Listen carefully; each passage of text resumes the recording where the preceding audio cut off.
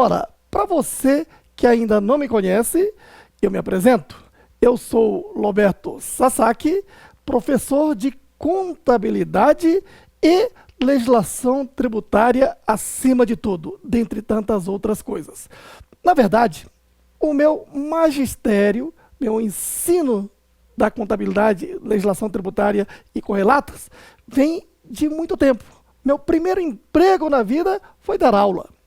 Daí é que eu entendo que Deus me deu o dom do ensino, graças a Deus. E toda vez que um aluno me faz uma pergunta, eu tenho aquele olhar clínico de não só ouvi-lo, mas já tentar criar um método de responder de uma forma que facilite a compreensão. Dessa forma, eu fui desenvolvendo meus métodos próprios. Certo aí? Muito bem. Eu fui professor de universidades, faculdades, na cadeira de ciências contábeis, economia, administração, sempre dando disciplinas de contabilidade.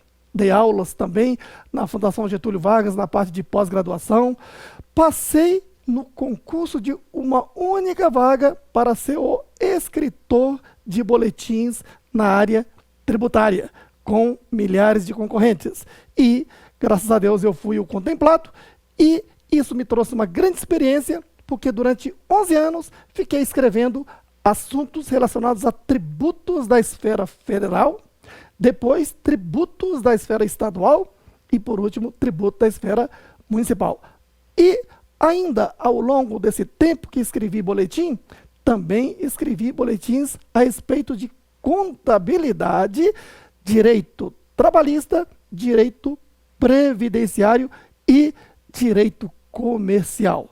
Tudo isso me trouxe uma bagagem e pude, há muitos anos, exatamente lá em 93, adentrar no universo de preparatório para os grandes concursos públicos, principalmente os voltados à Receita Federal do Brasil e Tribunal de Contas da União, nos cargos de auditor da Receita Federal e analista da Receita Federal, auditor do TCU e analista do TCU também. Bagagens que me fazem, hoje, alguém que possa criar um curso com a proposta que eu quero apresentar neste aqui para vocês. Veja, antes, porém, atendendo às pessoas que já previamente se matricularam e devem estar imaginando, poxa, o curso está meio atrasado, e são pessoas educadas que até agora não manifestaram essa reclamação e eu me sinto na obrigação de passar alguns esclarecimentos. Eu não faço nada sem projeto. Este curso de lucro real é um projeto de ouro que eu preparei. De ouro que eu digo no sentido de preparar um curso que melhor atendesse ao público no mercado.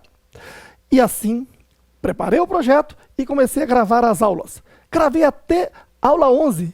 No entanto, nesse período da chamada pré-venda, onde as pessoas já começam a se matricular, muita gente tem entrado em contato comigo e sugerido isto, sugerido aquilo que é da necessidade do seu cotidiano. Por exemplo, adoção inicial, essa questão das subcontas, essa questão temporal do controle, tributo diferido e uma série de outros itens que as pessoas requisitaram.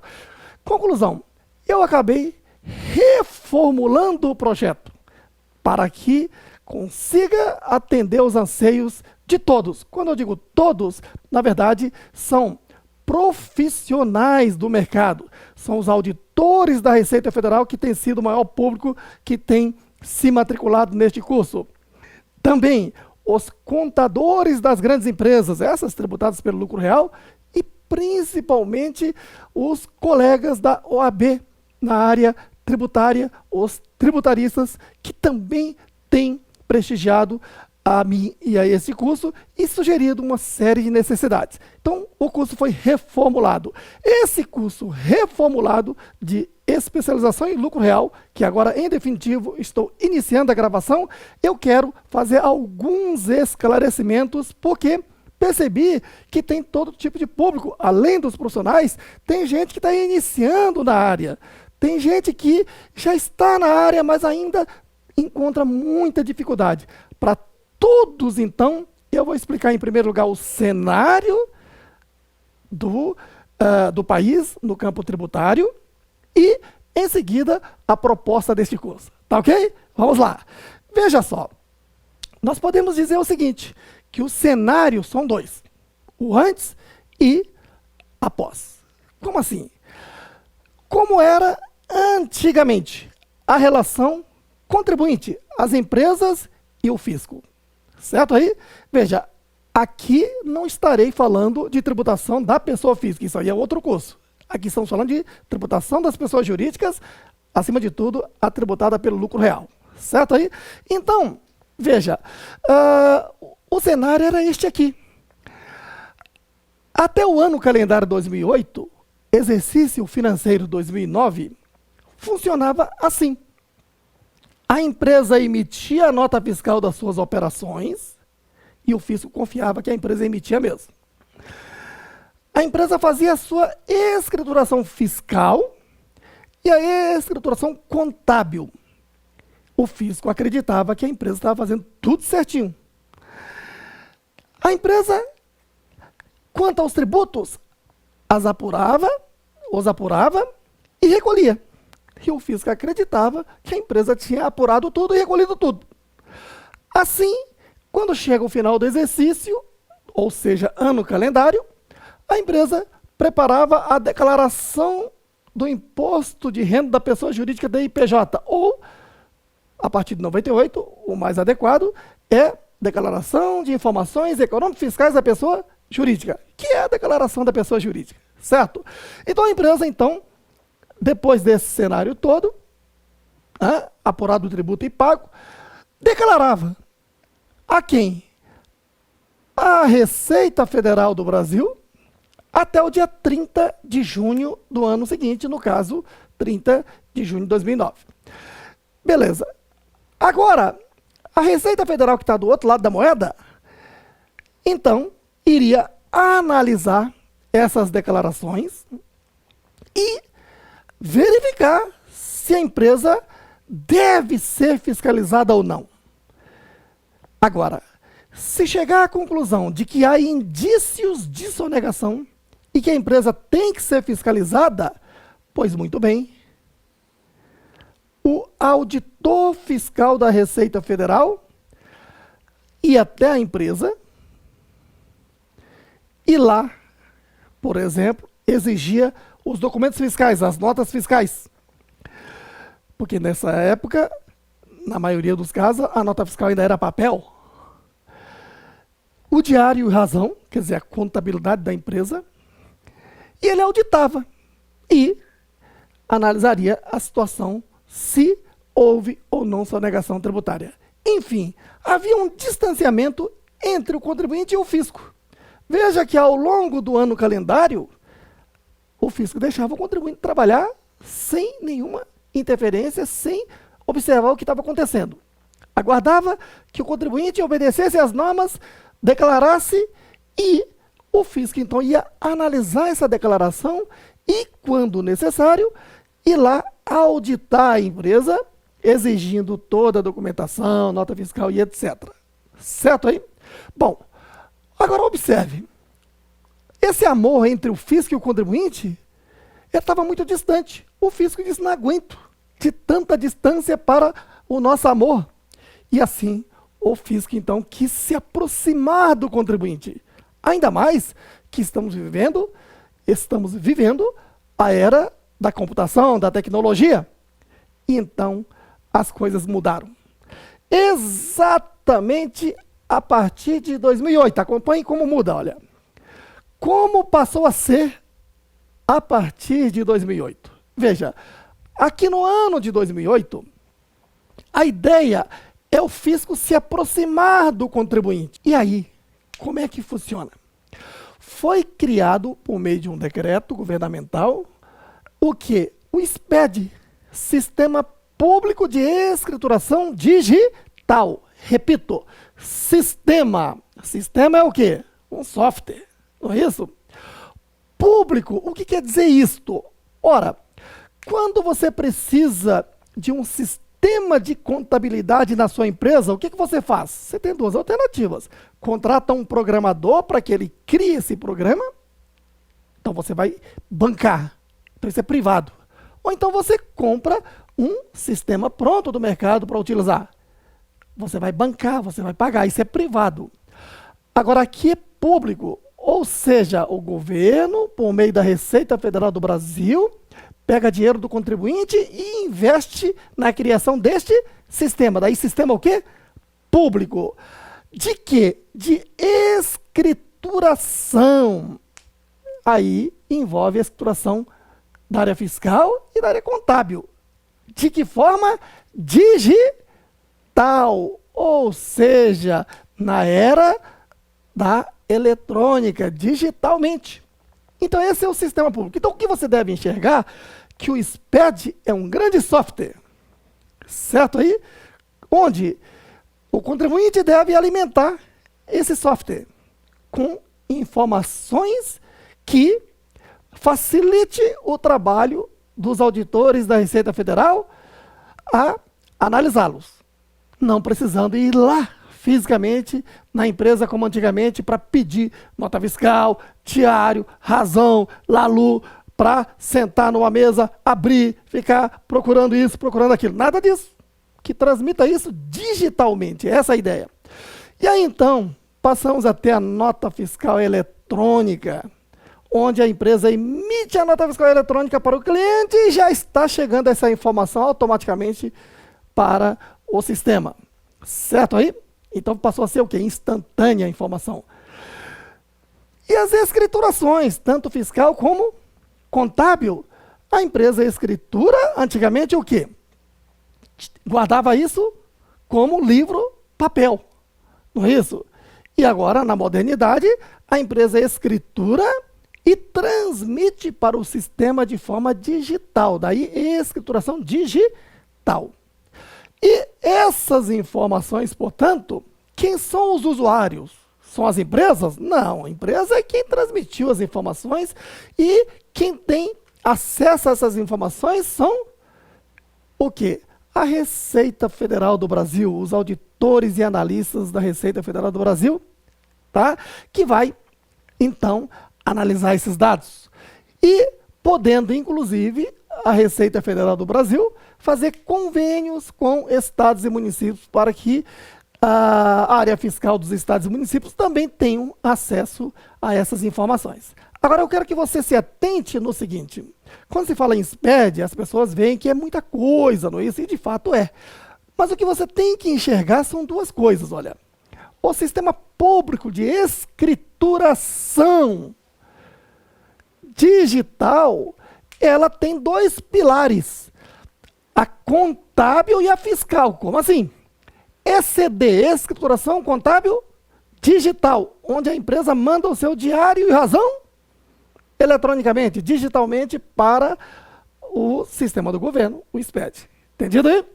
E a ECF, escrituração contábil fiscal. Isso eu vou esclarecer um pouco melhor para você. Então, informações tão contábeis e também fiscal.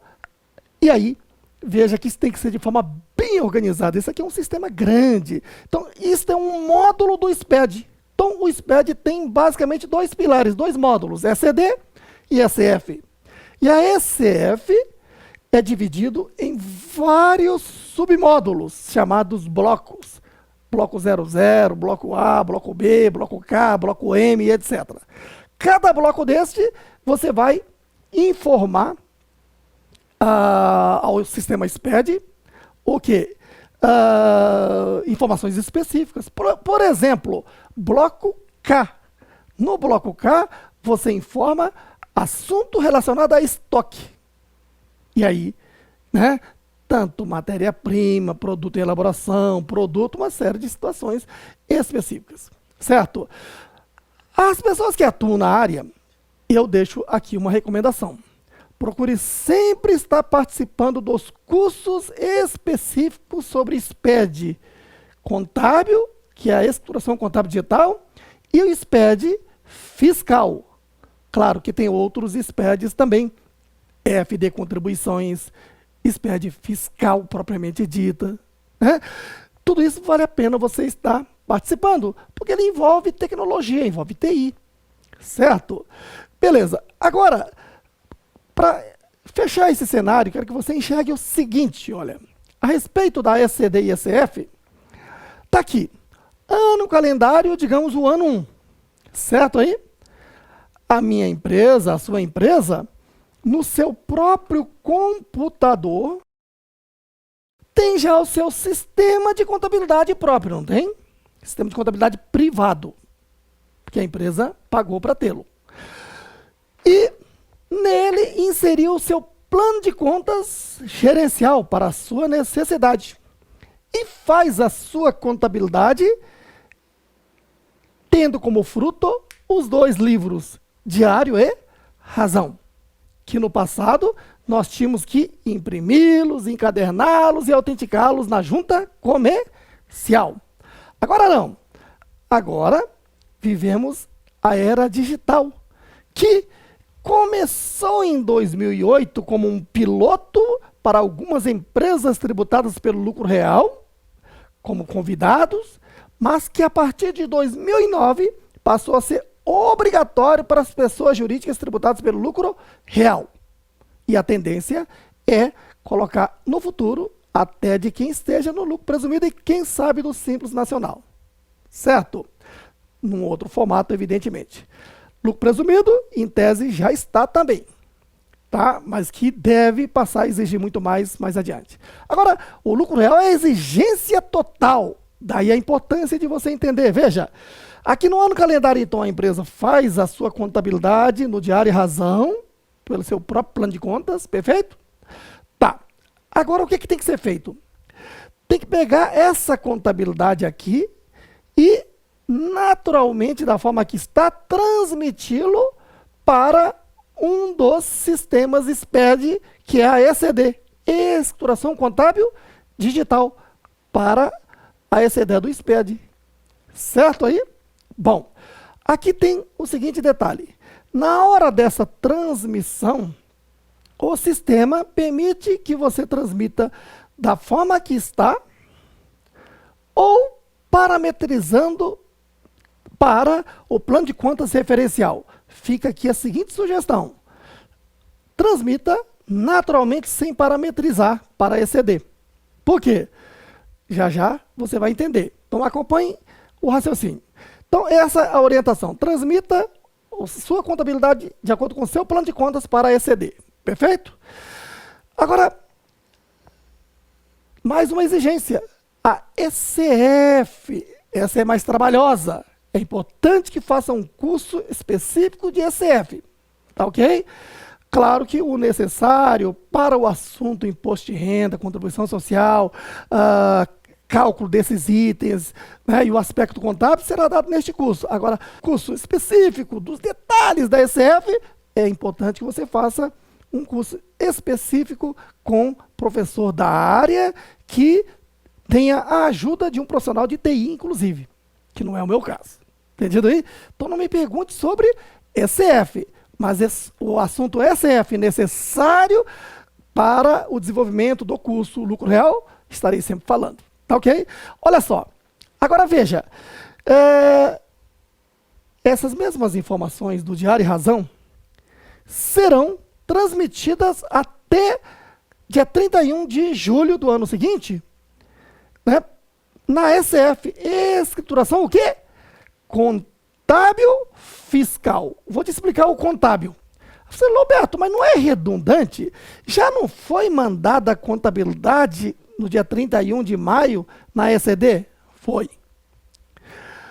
E por que de novo aqui agora? Aí é que está o pulo do gato. Veja, na ECF você não pode transmitir a sua contabilidade da forma que você fez no seu plano de contas, concorda? Que atende aos interesses particulares da empresa. A Receita Federal do Brasil criou um plano de contas para fins tributários. Esse plano de contas se chama o quê? Plano de contas referencial.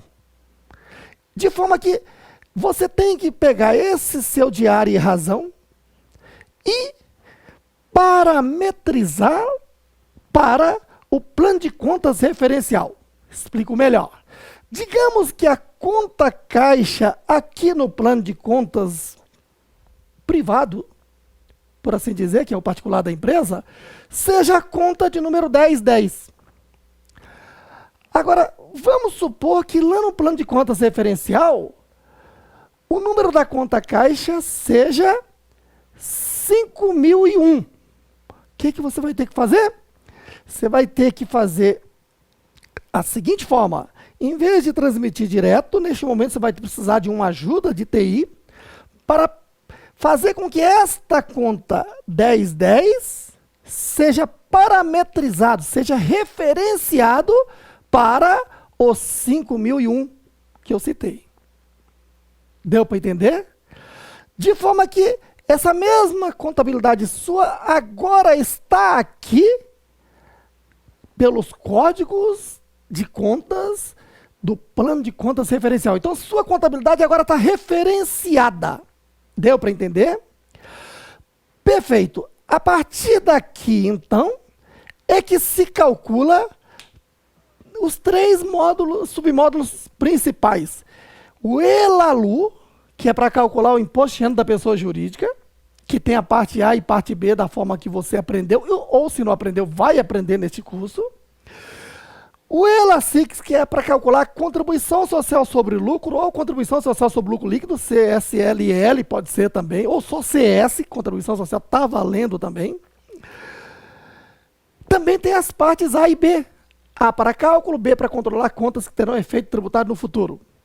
E a EDIPJ, quer dizer, você não apresenta mais a DIPJ separadamente, ela é um dos submódulos dentro do módulo ECF. Certo? Agora, veja, quando você vai calcular o imposto de renda, tá lembrado? Você elabora a demonstração do resultado, pega aquele lucro ou prejuízo antes do imposto de renda, leva para o LALU parte A. Ali no LALU parte A, você vai fazer as adições, exclusões e compensações previstas em lei. Nessas adições, você vai adicionar contas, não vai? Então, se você tiver que adicionar uma conta de despesa, por exemplo, indedutível, você vai ter que dizer qual é essa conta que está lá na sua demonstração do resultado, mas ele tem um código. Cuidado, o código é o código já do plano de contas referencial, quer dizer, você já transmitiu a sua contabilidade já parametrizado, com base nesse plano de contas parametrizado é que você vai o quê? Fazer todos esses cálculos. Deu para entender? Sacou? Muito bem. Então, meus amigos, esse curso vai ser muito interessante, vai ser muito divertido, vai ser um curso de altíssimo nível, mas que, para facilitar a sua vida, tudo que eu vou falar do 0 ao alto nível, ou seja, com início, meio e fim, para que atenda a todos os usuários. Mas não posso deixar de esclarecer aqui sempre. Não há como, nessas alturas, as pessoas quererem estudar imposto de renda da pessoa jurídica e contribuição social sobre lucro de pessoa jurídica tributada pelo regime do lucro real sem ter estudado contabilidade. E não é contabilidade basiquinha, não é contabilidade avançada. Você já tem que conhecer o quê? Os critérios internacionais de contabilidade que o Brasil convergiu, as normas brasileiras de contabilidade, as normas CPC, que são as normas IFRS importadas. Para isso é que eu tenho o meu curso de contabilidade geral básica, que é para iniciante, e a contabilidade geral avançada, que é para dar essa continuidade. Certo aí? Então, de forma que, se você não estudou contabilidade direito e quer fazer esse curso, você vai encontrar dificuldade. Mas, para você que já domina o assunto, já fez o meu curso ou outro curso e já domina, pronto, eu vou tratar desses assuntos aqui de forma completa, diferentemente do que se faz em seminários. Seminário, com grandes palestrantes, o tempo é curto, então o palestrante só tem uma alternativa: jogar na tela o texto e fazer um rápido esclarecimento, mesmo porque isso geralmente é feito num só dia. Agora, aqui não. Isso é um curso, minha gente, onde você vai matricular-se neste curso e terá acesso durante 360 dias, ou seja, um ano. Durante esse período, qualquer modificação, qualquer novidade sobre o assunto lucro real, eu estarei gravando e inserindo. Então você não pode simplesmente assistir esse curso uma vez e se acomodar. Fique sempre atento às novidades que virão. Claro que o nosso pessoal de apoio vai estar te informando, porque você tem nós temos o seu contato, mas que ao receber essas informações de que, olha, foi colocada uma novidade lá no seu curso Lucro Real, vá lá e assista mesmo. Certo aí? É para isso que você está investindo nesse curso completo. Então, veja, se nesses seminários os examinadores, os palestrantes só tem como colocar o texto da lei e explicar, aqui é diferente. Aqui eu busco mais lá atrás. Por exemplo, eu vou falar sobre o impairment no campo tributário. Primeiro eu vou lá no campo contábil, falo da depreciação, a nova depreciação que o CPC 27 exige. Em seguida, eu vou demonstrar a você como se calcula o impairment, de acordo com o CPC 01. E agora você se situou, está sabendo na demonstração do resultado, onde é que está aparecendo a despesa de depreciação? Onde é que está aparecendo a perda de impairment? E chegou ao lucro ou prejuízo antes do imposto de renda. Agora sim, o campo fiscal. Pegamos esse lucro ou prejuízo antes do imposto de renda, levamos lá para o ELALU, ou ELASIX, para calcular imposto de renda e contribuição social. Agora, neste momento, é que se aplica a Lei 12.973 e a Instrução 1.700 de 2017, que regulamenta a nova lei tributária. É bom sempre lembrá-los de que estamos falando do regime tributário definitivo. Como assim? Ora, nós tínhamos uma lei tributária até 2007. Essa lei não foi alterada, mas até que surgisse nova lei, surgiu o regime tributário transitório, o RTT, lá no FCONT. E, a partir de 2015, entrou em vigor, em definitivo, o regime tributário definitivo. Claro que quem antecipou a aplicação facultativamente da Lei 12.973 para 2014, então a novidade é a partir de 2014, certo? Claro que a maioria não fez essa antecipação e para a maioria, então, é a partir de 2015 que entrou em vigor a Lei 12.973, certo? Que é o objeto deste curso. Então, esse curso tem como objetivo tratar da Lei 12.973 e a Instrução 1.700 para a pessoa jurídica tributada pelo lucro real no que tange a imposto de renda da pessoa jurídica e contribuição social sobre o lucro, que é o grande dilema das pessoas. Certo? Aí vai ser muito gostoso tratar esse assunto com vocês. Tá certo? Agora, acompanhem como será este curso. Este foi só o cenário que nós temos. Até já!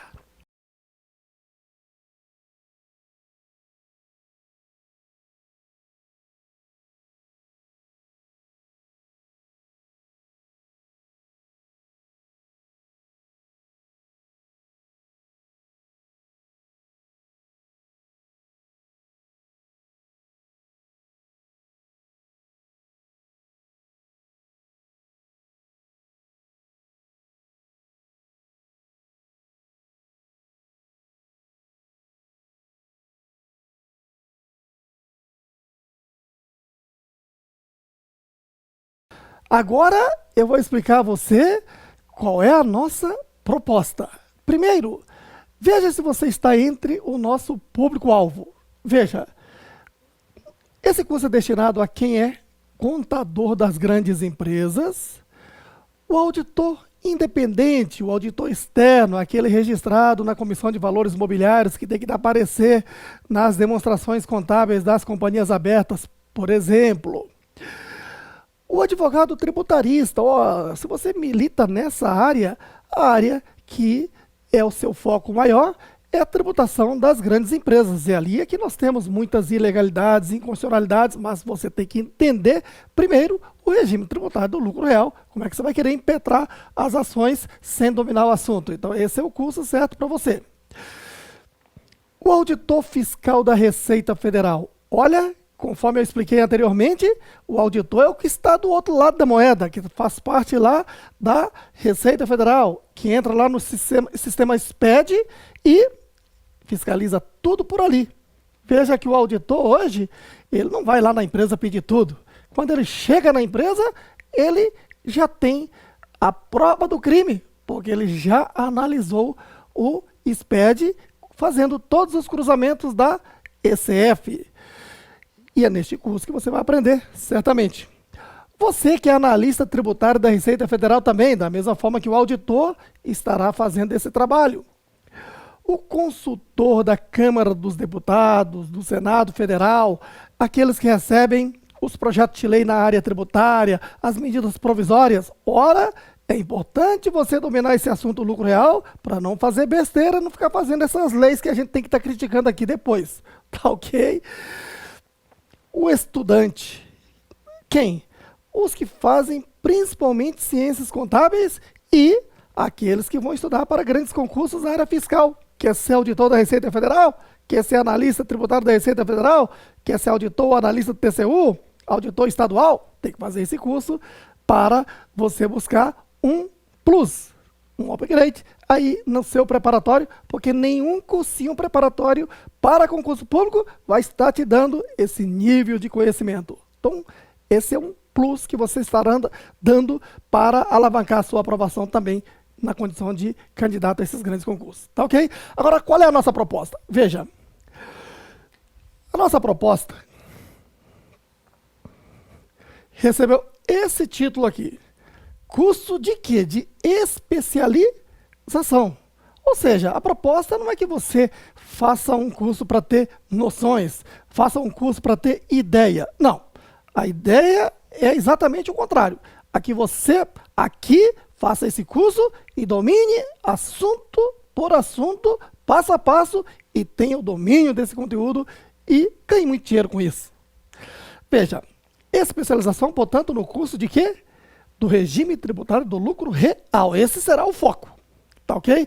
Claro que o curso vai passar por várias etapas até chegar a esse objetivo. Explicarei já em seguida. Veja, mas a parte mais importante, veja só, é que na parte do lucro real, de nada adianta eu entrar direto no assunto do cenário fiscal, porque ele nasce lá atrás no cenário contábil.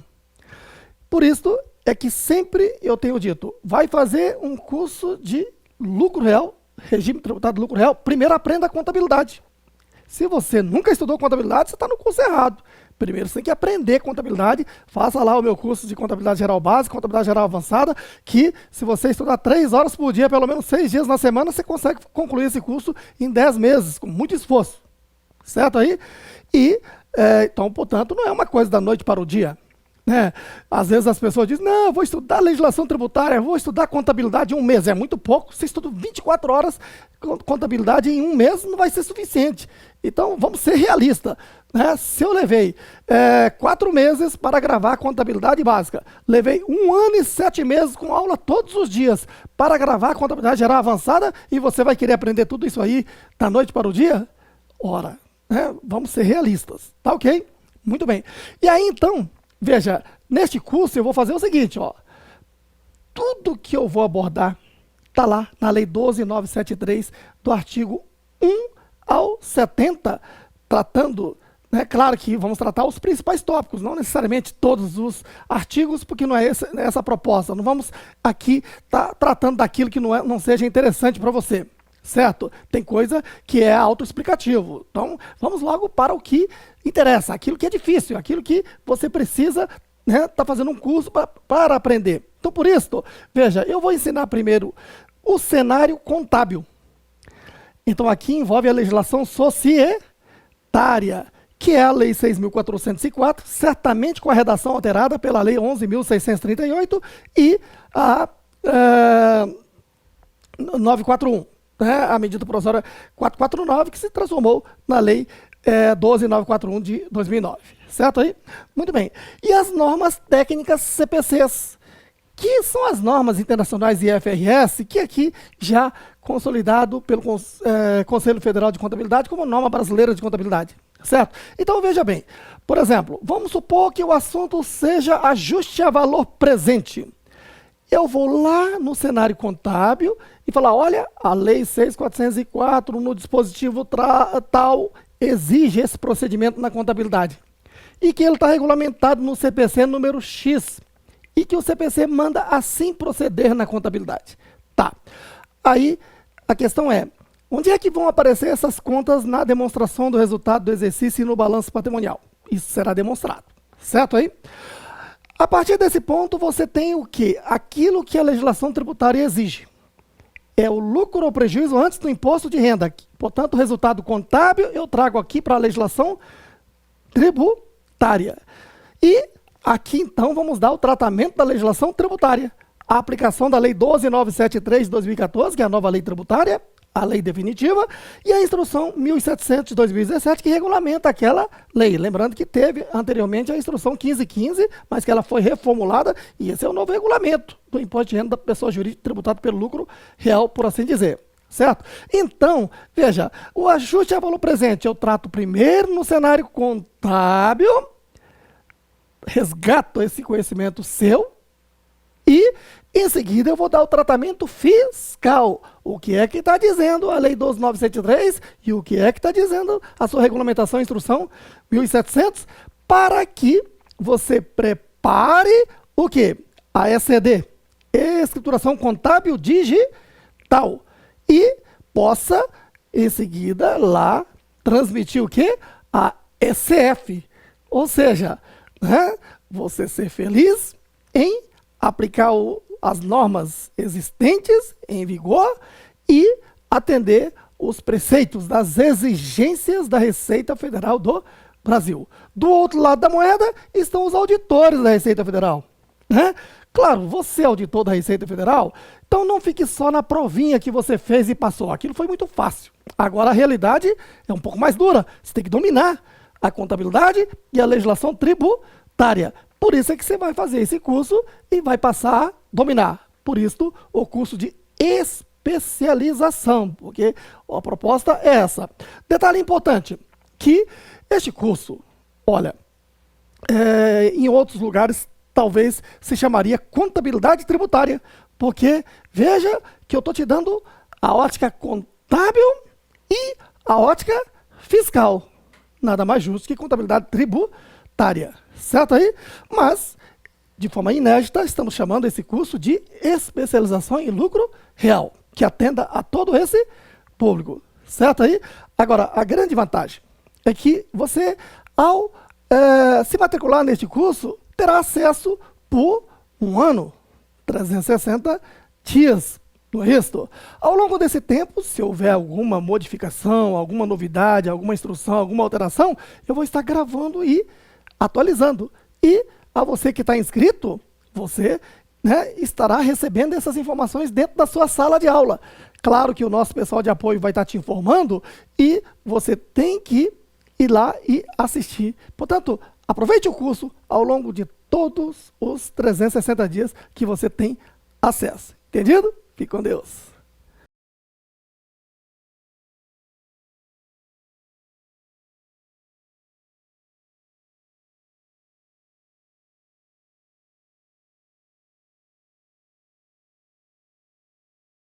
Muito bem, começando o nosso curso de especialização em lucro real. A primeira recomendação aos meus amigos e minhas amigas que estão neste canal fazendo este curso é: imprima o seu material. Aqui eu estou imprimindo só a parte que é necessária aqui agora. Claro, você deve imprimir a sua parte toda lá. Como esse curso está sendo gravado, então, a você que já está assistindo, imprima essa parte. E, na medida em que for sendo disponibilizado, vai imprimindo o restante. Tá ok? No final, quando a gente concluir o curso, aí vamos disponibilizar o índice, a capa, tudo direitinho para que você possa até encaderná-lo. tá ok? Muito bem. O nosso curso é dividido em vários capítulos. Este é o capítulo 1, que trata de introdução à tributação das pessoas jurídicas. Olha, você que já fez o meu curso de contabilidade básica, contabilidade avançada, certamente já teve a oportunidade de estudar esse tópico comigo. E se estudou neste ano, você está atualizado, tá ok?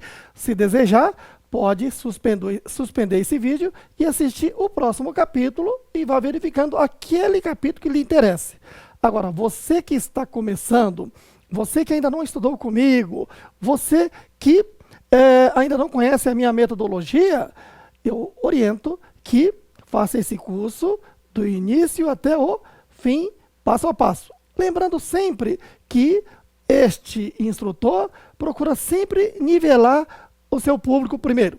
Como assim? O que eu ensino hoje é pré-requisito para o que eu vou ensinar amanhã, e o que eu vou ensinar amanhã é pré-requisito que eu vou ensinar em seguida, e assim sucessivamente. Tá ok? De forma que se você está querendo aprender do zero esse conteúdo, então assista tudo passo a passo, sem atropelos. Se você é um profissional, contador, auditor, tributarista, que já domina o assunto e está aqui para aperfeiçoar, aprofundar, reciclar, nesse caso você assista somente os capítulos de seu interesse, de acordo aí com o seu material e aqui nas videoaulas. Tá ok? Muito bem, então vamos começar a nossa aula. Veja, este capítulo 1 é introdução às normas tributárias das pessoas jurídicas. Então a primeira coisa é você conhecer os regimes tributários. Então acompanhe. E eu sempre coloco aqui no quadro a página do material, para que você que está aí sentado assistindo a aula online, de posse do material que você já imprimiu, então você saiba que eu estou aqui na página 1 neste caso. Tá ok? Vamos lá. 1. Regimes tributários das pessoas jurídicas. Então vamos imaginar que nesta chave aqui está o universo de empresas. Aí eu te pergunto, quais as empresas que estão aqui? Todas. Quando se diz todas as empresas, de acordo com o regulamento do Imposto de Renda, decreto 3.000 de 99, que advém lá de trás da primeira lei tributária, Decreto-Lei 4.506 de 64, que entrou em vigor a partir de 1º de janeiro de 65, certo? Ela vem sendo atualizada e hoje nós temos o seguinte cenário tributário. Aqui nesse universo nós temos todas as empresas de direito privado e estas serão tributadas conforme os regimes aqui elencados, tá ok? Veja, então nesse universo de empresas, recordando a você que inclusive já fez o meu curso de Direito Empresarial, se não fez, fica aí a recomendação, porque é muito importante você entender o direito empresarial. Lá é que nós estudamos o quê? Que empresas de direito privado são o empresário individual, a antiga firma individual. Quem mais? As sociedades empresárias, e aqui se inserem principalmente o quê? A sociedade limitada, a sociedade anônima, a sociedade simples, e lembrando que nós temos a Eireli simples e Eireli empresária, estudada também lá no direito empresarial, certo? Que não temos que adentrar neste momento para não perdermos tempo. Só isto? Claro que não. Nós temos também as empresas públicas e as sociedades de economia mista. Lembrando que esses três primeiros você estuda no curso de Direito Empresarial e esses dois últimos no campo do direito administrativo. Então essas são as empresas de direito privado. Como é que essas empresas são tributadas? Essas pessoas jurídicas e a ela equiparadas. Lembrando que empresário individual, no campo do direito, não é pessoa jurídica, é pessoa física. No entanto, no campo da legislação tributária, é equiparada à pessoa jurídica. Por isso, estamos falando o quê? De legislação tributária de quem? Das pessoas jurídicas e a ela equiparadas. Tá ok? Bom, e aí então elas serão tributadas da seguinte forma, olha. Ou elas estão no Simples Nacional, ou elas estão nos antigos regimes de tributação. Aqui eu quero fazer um esclarecimento histórico. Veja, lá no passado recente, nós só tínhamos os regimes tributários assim, lucro presumido, lucro real e lucro arbitrado, certo aí? E aí, esse é um regime tributário burocrático, caro, e os pequenos estavam naquela situação. Eu vou parar para calcular e recolher tributo a cada dia, nessa complexidade, ou eu vou trabalhar. Ou seja, claro que os pequenos optavam por trabalhar. E eles estavam com isso desobedecendo a norma tributária. Só um detalhe, nós tínhamos uma norma tributária que não atendia à regulamentação desse universo empresarial, porque os pequenos não tinham como cumprir. Aí, na Constituinte de 88, se debateu como, ora, é necessário dar um tratamento aos pequenos. Dessa forma, inseriu-se na Constituição um dispositivo dizendo que as pequenas empresas, quando se diz pequenas empresas, claro, pequenas e as micros, inclusive, as pequenas empresas deverão receber um tratamento diferenciado. Aí você tem que saber interpretar. Mas o que é diferenciado? Ora, se nós já temos uma lei que trata dos regimes tributários e estes regimes que antigamente já existiam, daí eu chamo de antigos regimes para facilitar a nossa comunicação aqui, veja, não atendiam os pequenos. E aí então a Constituição diz que tem que receber um tratamento diferenciado, ou seja, diferente, uma outra lei. Daí é que surgiu a lei do Simples Nacional, que é uma outra lei, a Lei Complementar 123. Certo aí? Beleza. Então, a Constituição manda dar um tratamento diferenciado, outra lei. O que mais? Desburocratizado. O que quer dizer isto? Burocracia é apurar tributos a partir de uma contabilidade. Assim entendido pelos nossos legisladores. E aí, então, para quem é pequeno ou micro, então, a norma não exige uma contabilidade para prestar conta ao fisco. Certo? Vai exigir o livro caixa, como veremos daqui a pouco. Certo? E o que mais? E acessível. Como assim? Se esses tributos aqui, né, das médias e grandes empresas, se cobravam também dos pequenos, agora com a nova lei, os pequenos têm que pagar menos. Eles não têm condições. Daí surgiu a lei do Simples Nacional. Entendido aí? Sacou? Agora sim, estamos, né, nos situados. Então nós temos como regimes tributário Simples Nacional, lucro presumido, lucro real e lucro arbitrado. Então são esses 4 os regimes tributários das pessoas jurídicas, correto? Mas que você tem que ter em mente que há que se separar no raciocínio dos antigos regimes de tributação com o Simples Nacional. Por quê? Porque na prática a ideia é essa, olha. Simples Nacional versus antigos regimes de tributação. Qual a diferença? Então eu já vou direto nos antigos regimes de tributação.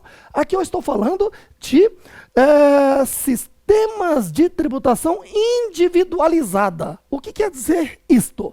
Quer dizer que eu tenho que pegar a lei do imposto de renda, calcular o imposto de renda, preencher uma guia, um DAF, e ir ao banco e pagar. Agora, eu vou pegar a outra lei, a lei da contribuição social sobre o lucro, vou interpretá-la, calcular essa contribuição social, preencher outra guia, outro DAF, ir ao banco e recolher. E assim, sucessivamente, eu vou fazer com PIS, COFINS, INSS patronal, IPI, se for contribuinte do IPI, ICMS, se for contribuinte do ICMS, ISS, se for contribuinte do ISS. Quer dizer, haja trabalho, haja especialização. E eu tenho que recolher tributo por tributo. Imagine cobrar essa forma de tributação dos pequenos como antigamente se fazia. É impossível. Por isso, criou-se o Simples Nacional, onde se recolher tributo por tributo faz com que o pequeno pare para calcular e recolher tributo, ou então trabalhe, então há que se simplificar isto, concorda? Daí o título não é à toa, é simples, no sentido de simplificar nacionalmente. Como se diz nacionalmente, os tributos da esfera federal, estadual e municipal. De forma que, aqui eu estou aqui no chamado regime de tributação unificada. Como assim? eu vou recolher um imposto unificado. Basta pegar a receita bruta, aplicar uma alíquota essa que vai de 4% a cerca de 22%, dependendo do faturamento da empresa. E ao recolher esse imposto unificado, estou recolhendo de uma só vez aqui o quê? Esses 8 tributos. Repito, Simples Nacional é para simplificar. Você entendeu a história que eu contei? De que os pequenos ou paravam para cada dia calcular e recolher um tributo, ou trabalhava? Claro, eles trabalhavam e deixavam de recolher. Então, para trazê-los para a legalidade, a Constituição mandou criar uma lei para o Simples Nacional, um tratamento diferenciado. E o objetivo principal do Simples Nacional é simplificar. Se os pequenos não têm como estar recolhendo tributo por tributo, então que simplifique, recolha tudo de uma só vez. Daí o imposto unificado. Cuidado! Não confunda imposto único, que não existe no Brasil, com imposto unificado. Então eu estou unificando esses 8 tributos. Mais um ponto que você tem que estar atento. Veja, quer dizer que quem está no Simples Nacional só recolhe esse imposto? Não. Ele unifica o recolhimento desses 8 tributos. Mas se surgir um tributo de outra modalidade, tem que ser recolhido separadamente. Por exemplo, se a empresa está no Simples Nacional e fez uma importação, tem que pagar um imposto de importação, porque o imposto de importação não está inserido nesse bojo do imposto unificado. Se a empresa que está no Simples Nacional faz uma exportação, tem que recolher o imposto de exportação separadamente. Se a empresa que está no Simples Nacional comprar um imóvel, tem que pagar um IPTU. Comprar um veículo, tem que pagar IPVA. Deu para entender? Então, a primeira coisa que você tem que fazer é memorizar, ter na sua mente quais são os 8 tributos que foram unificados para o recolhimento no Simples Nacional. Quais são? Vamos lá. 1. Vale. Imposto de renda da pessoa jurídica. 2. Vale. Contribuição social sobre lucro. 3. PIS. 4. COFINS. 5. INSS patronal. 6. IPI. Até aí são tributos federais. 7. ICMS, que é tributo estadual. 8. ISS, que é tributo municipal. Entendido aí? Muito bem, então esse é o Simples Nacional que difere dos antigos regimes de tributação. Beleza? Tá joia. Agora, minha gente, a questão é, quem é que pode optar pelo Simples Nacional? Como aqui é uma introdução às normas tributárias, evidentemente que o nosso foco maior é lucro real, que é o objetivo deste curso. Então vou falar aqui o necessário, não para esgotar o assunto, mesmo porque para esgotar o assunto de cada regime tributário, como Simples Nacional, lucro presumido, lucro arbitrado, eu tenho um curso à parte, é só você entrar lá no site de instituição que promove a venda dos meus cursos e você então vai encontrar o curso só de Simples Nacional mais um MEI, só de lucro presumido, ou então um curso 5 em 1, inserindo 5 cursos tributários, exceto do lucro real, porque esse é um curso muito especial e específico para um público que é o seu caso. Entendido aí? Agora então veja bem, quais são as empresas que podem optar pelo Simples Nacional? A microempresa. Entende-se por microempresa aquela que teve receita bruta de até 360 mil ao ano, ou seja, no ano anterior ela teve até 360 mil de receita bruta, neste ano pode optar pelo Simples Nacional, certo aí? Primeiro lugar, o que é receita bruta? Receita bruta é receita da atividade, certo? Então, se uma empresa ela vende mercadorias, é só somar nota fiscal de venda de mercadorias que tem a receita bruta. Ela só presta serviço, então é só somar nota fiscal de prestação de serviço, você tem a receita bruta. E se ela tanto vende como presta serviço, é só somar nota fiscal de vendas e nota fiscal de serviços, que você tem aí a receita bruta da atividade, o quê? Fim.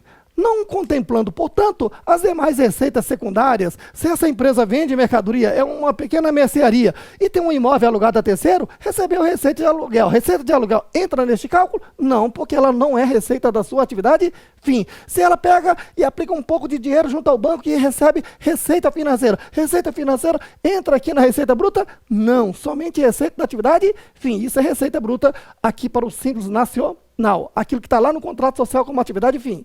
Cuidado, que o conceito de receita bruta lá da Lei 12.973 é um pouco mais, é receita da atividade que veremos lá no curso de lucro real, tá ok? Aqui estou falando da Lei Complementar 123 de 2007, que é Simples Nacional, entendido? E agora, para você ter uma ideia, o que são 360 mil? divida por 12 meses, dá média de quê? 30 mil ao mês. Pronto, você tem a ideia do que é microempresa, tá ok? Agora, se a receita bruta ultrapassa 360 mil, mas não ultrapassa 3 milhões e 600 mil, ela é uma empresa de pequeno porte, receita bruta, tá ok? Para se ter uma ideia também, divida 3 milhões e 600 mil por 12 meses, vai dar o quê? 300 mil ao mês, essa é a ideia, tá ok? É muito ou é pouco? Bom, acharam que é pouco e a Lei Complementar 155 de 2016, que vai entrar em vigor lá em 2018, já atualizou isto aqui a partir de 2018 para 4 milhões e 800 mil reais ao ano. Certo aí? Lembrando que a Lei Complementar 155 traz uma série de novas informações, como empresa anjo e etc. Ora, no segundo semestre de 2017, este instrutor vai gravar um novo curso do Simples Nacional para entrar em vigor em 2018. Fique atento, tá ok? Onde estarei falando dessa Lei Complementar 123 e novas mudanças que deverão ocorrer ainda até o final de 2017, provavelmente. Tá ok?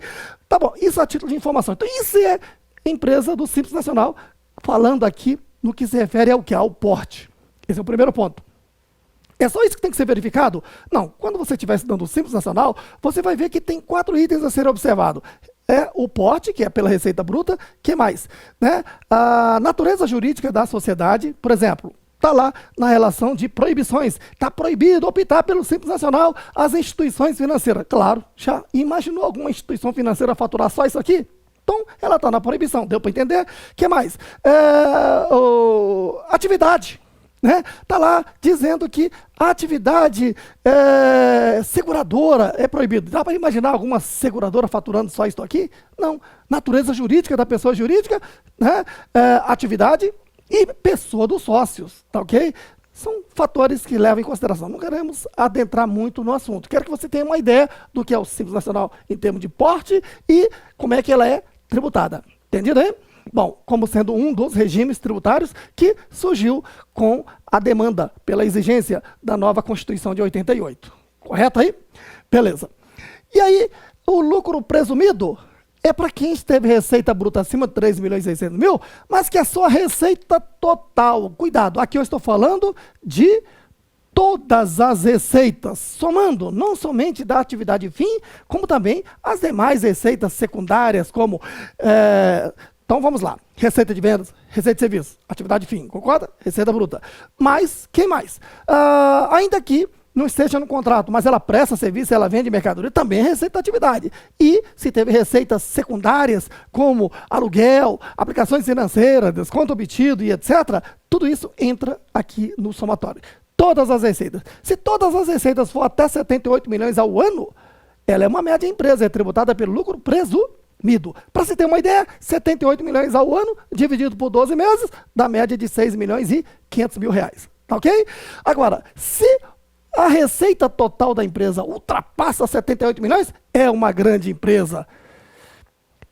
É uma empresa que vai ser tributada pelo lucro real obrigatoriamente, porque a sua receita total é acima de 78 milhões de reais e tem que receber um tratamento de especialização, que é a proposta deste curso. Especializar você nas empresas que têm receita total acima de 78 milhões de reais, que ela tem toda a sua complexidade. E não podia ser diferente, porque a maior arrecadação do governo, na verdade, é em cima disso. Tá ok? Beleza. Agora tem um detalhe, pessoal. Aqui, no rol dos regimes tributários, há também o lucro arbitrado. Eu vou colocar até um asterisco para dizer que o lucro arbitrado é excepcional. Como assim? Aquela empresa que não está conseguindo cumprir ou não cumpre propositalmente as obrigações tributárias, principal e ou acessória, está sujeita ao arbitramento tributário. Primeiro, o que são obrigações tributárias principal? Calcular e recolher o tributo. O que são obrigações acessórias? As demais obrigações previstas na legislação tributária, como, por exemplo, obrigação de emitir a nota fiscal, obrigação de transmitir a ECD, como foi falado, obrigação de transmitir a ECF, obrigação de receber bem a autoridade tributária no seu estabelecimento, demais obrigações que não sejam de calcular e recolher tributos, são obrigações acessórias, tá ok? A empresa que descumprir, seja voluntariamente ou não, as obrigações principal e ou acessória, ela está sujeita ao arbitramento tributário de ofício. O que quer dizer isso? O auditor da Receita Federal descobre e desqualifica a empresa de todos os regimes e arbitra. Aí é uma pancada, onde a tributação pelo lucro arbitrado é no mínimo 20% acima do lucro presumido no que tange a determinação da base de cálculo tributário. Entendido aí? E há outros critérios também. Agora, detalhe importante. Às vezes as pessoas dizem, mas então o lucro arbitrado é uma forma de punir o contribuinte? Não. Ele é um regime tributário. Tanto isso é verdade, que se o contribuinte que não está conseguindo pagar os tributos e etc., não está conseguindo cumprir todas as obrigações acessórias, já não consegue dormir direito, ele fala, peraí, antes que um fiscal chegue, eu quero eu próprio fazer um arbitramento. Posso? Pode. Isso se chama opção pelo arbitramento espontâneo a todo um critério. Tá ok? A você que está fazendo o meu curso lá de Contabilidade Geral Avançada, que são 9 volumes de curso, o curso mais completo de contabilidade, que envolve o campo tributário também, lá há no volume 6, um capítulo só sobre lucro arbitrado, certo aí? E o procedimento de cálculo, beleza? Bom, agora vamos lá. A questão é, se nós já sabemos quais são os regimes tributários, esqueceu? Não? Olha, são 4. Quais são? Simples Nacional, lucro presumido, lucro real e lucro arbitrado. Então, esses são os regimes tributários. Quem é que pode optar pelo Simples Nacional? ME, Receita Bruta até 360 mil. EPP, Receita Bruta até 3 milhões e 600 mil. Lucro presumido, Receita Total até 78 milhões. Lucro real, Receita Total acima de 78 milhões. E lucro arbitrado, esse é o caso excepcional. Para quem está descumprindo obrigações tributárias, será de ofício, o auditor chegará e dará essa pancada, ou então o próprio contribuinte faz essa opção. Entendido aí? Agora vamos para o item 3, ainda aí na sua página 1, que trata de quê? Tributação segundo a nossa Constituição de 88. Olha só, a Constituição Federal diz que a tributação neste país, seja para pessoa física, seja para pessoa jurídica, tem que ser progressiva. O que quer dizer isso? Que quem ganha mais, aliás, quem ganha menos, paga-se menos. E quem ganha mais, paga-se mais. E é justo isso. Tributação progressiva. Beleza? Aí, olha só. No campo da legislação tributária das pessoas jurídicas, ela tem que atender à Constituição e colocar nessa forma progressiva. Como assim? Começamos aqui, ó. Uma microempresa que esteja aqui no Simples Nacional. Uma microempresa que esteja aqui no Simples Nacional. Veja, ela vai começar, sua receita bruta é até 360 mil ao ano, não é isso? Então, ela vai começar pequenininho aqui, aproximadamente 4%, e na medida que a receita vai aumentando, vai pagando um pouco mais. Certo aí? E vai chegar num ponto que a sua receita bruta ultrapassa os 360 mil, então já vai ter que pagar um pouco mais ainda. Aí já vai para empresas de pequeno porte e vai pagando cada vez mais de acordo com o aumento da sua receita bruta e pode chegar a mais ou menos 22%. Mais ou menos. Entendido aí? Só para você ter uma ideia. Aí, veja, a empresa cresceu mais ainda. A sua receita bruta ultrapassa 3 milhões e 600 mil, mas a receita total não ultrapassa 3 milhões e 600 mil. É uma média empresa, vai pagar pelo lucro presumido. Agora, a empresa cresceu mais ainda. A sua receita total está ultrapassando 78 milhões, graças a Deus. Então, vai pagar como uma grande empresa. Agora, o que eu quero que você fique bem atento é o seguinte.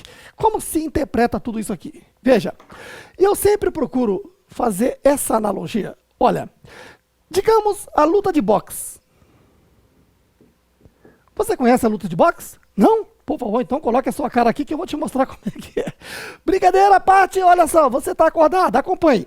Aqui está o peso pesado. Aqui está o peso leve. Certinho aí? O peso leve pode desafiar e enfrentar o peso pesado? Pode, afinal de contas a cara é dele.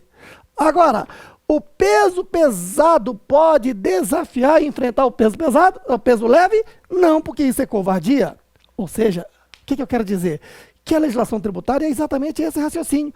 Se a sua empresa é pequenininha, receita bruta de até 360 mil, você tem 4 possibilidades. Qual é? Você pode optar pelo Simples ME e pagar menos, certo aí? Ou você pode optar pelo Simples EPP e pagar um pouco mais. Ou então, você pode optar pelo lucro presumido e pagar muito mais que isto. Ou então, você pagar pelo lucro real. Agora, um detalhe importante. Você que é contabilista, você que é profissional, você que já fez o meu curso de contabilidade básica e viu a parte do direito empresarial, ou você que assistiu o meu curso de direito empresarial, já deve ter visto o seguinte, aquele procedimento prático de constituir uma empresa, tá lembrado? Eu preparo lá o estatuto social ou o contrato social conforme o caso, não é isso? Aí, prepara os demais documentos. Ali está o quê? O Cadastro Nacional da Pessoa Jurídica, aquele documento grande, onde nós deduramos a pessoa jurídica e também o quê? Os sócios, né, à Receita Federal. Então, encaminhamos esse processo à Junta Comercial e ali dentro da Junta Comercial tem uma sucursal da Receita Federal que recebe este processo, correto? Aí, naquele momento ali em que sai o quê? Nasce a pessoa jurídica e sai a inscrição eletrônica no CNPJ, naquele momento o sistema lança a empresa onde? No lucro real, porque o lucro real é o regime normal. Por quê? Porque o preceito do direito tributário é que tributo é pro fisco, lembra-se? Vantagem do fisco sempre. Então, quando você abre uma empresa, todas as pessoas jurídicas, ao terem seu CNPJ constituído eletronicamente, ela já vai para o lucro real, regime normal. Aí você diz, espera aí, mas a minha empresa é pequenininha, como é que eu vou pagar imposto como grande empresa? Né?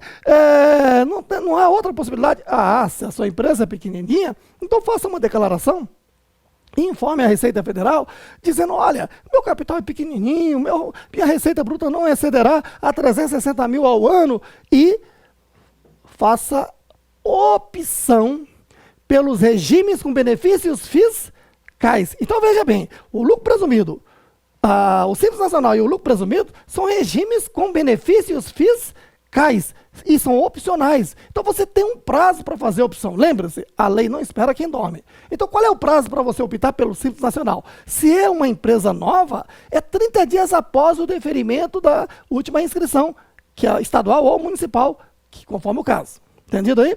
Agora, se é Simples Nacional de uma pessoa jurídica que já existia em 31 de dezembro do ano anterior, então tem até o dia 31 de janeiro do ano em questão. Então, 31 de janeiro, referente à pessoa jurídica que já existia em 31 de dezembro do ano anterior, certo? E aí, você vai fazer a opção pelo Simples Nacional ME ou Simples Nacional EPP até esse prazo, 31 de janeiro. Correto aí? Perdeu esse prazo, vai ter que ser pelo lucro presumido, porque lucro presumido, qual é o prazo? Lucro presumido, a tributação é trimestral, certo aí? E aí, veja, digamos o primeiro trimestre, janeiro, fevereiro e março. A empresa foi constituída em fevereiro. Está no primeiro trimestre, não está? Você apura o imposto em 31 de março, imposto de renda da pessoa jurídica pelo lucro presumido, e recolhe até o último dia útil do mês seguinte, que é até o final de abril. Certo aí? Ou você ainda pode parcelar em 3 vezes e recolhe a primeira parcela até 31 de abril, 30 de abril. Ao fazer o recolhimento com o código da Receita Tributária lucro presumido, você está fazendo a opção pelo lucro presumido. Entendido aí? Agora, não fez as opções dentro do prazo tempestivo, a lei não espera quem dorme, você já está no lucro real e cumpra as determinações do lucro real, ainda que você seja pequeno. Conclusão, guarde para sempre, certo? Lucro real, algumas empresas estão obrigadas. Quem? Aquelas que têm receita total acima de 78 milhões. E outros requisitos veremos depois. Entendido aí? Agora, demais empresas, se não fizerem a opção, elas estão no lucro real também e terá que seguir todos os rigores da lei que trataremos ao longo deste curso. Entendido aí? Seguindo.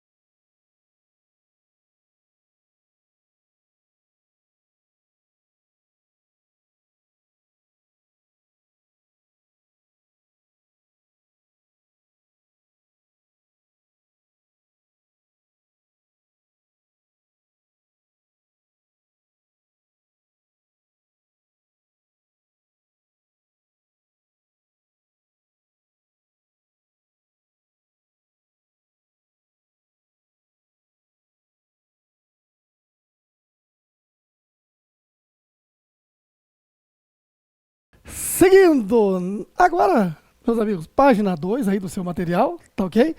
Item 4. Quanto às escriturações segundo a legislação fiscal. Item 5, escrituração contábil. Mas para que você entenda esta parte, eu já vou adentrar aqui no item 6, os exemplos, tá ok? Na medida que eu vou entrando na parte prática dos exemplos aqui, a gente vai voltar lá e entender o que eles exigem e o porquê. Beleza? Olha só. Para começar, então, exemplificando o Simples Nacional.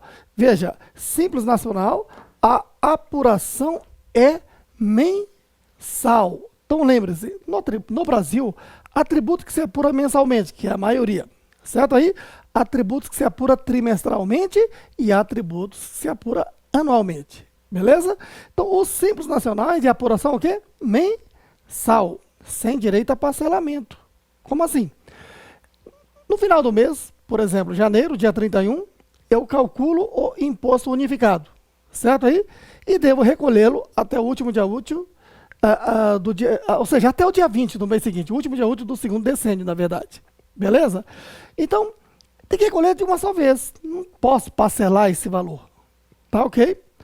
Não confunda isto com aquelas empresas que não conseguiram pagar tributos do Simples Nacional por muito tempo. Essas empresas que não conseguiram pagar tributos por muito tempo, aí tem um capítulo lá no curso de Simples Nacional que é somente sobre parcelamento, refis, etc., que é outro assunto. Entendido? O que eu estou falando é a modalidade. Quem está na modalidade, no regime tributário do Simples Nacional, a apuração é mensal, tem que recolher o imposto no final do mês e recolhê-lo até o último dia útil do mês seguinte. Essa é a ideia. Beleza? Como é que eu faço para calcular? No final do mês, eu vou pegar a receita bruta. Receita bruta é somar as notas fiscais de quê? Vendas de mercadorias e notas fiscais de serviços. Certo aí? Não entra os demais receitas como aplicação financeira, desconto obtido, nada disso. Aplica a alíquota, essa alíquota vai variar. Né? Lá no curso do Simples Nacional você aprende todo o procedimento. São 6 anexos, vai depender da receita bruta dos últimos 12 meses para saber o percentual aqui. Importante agora é a forma.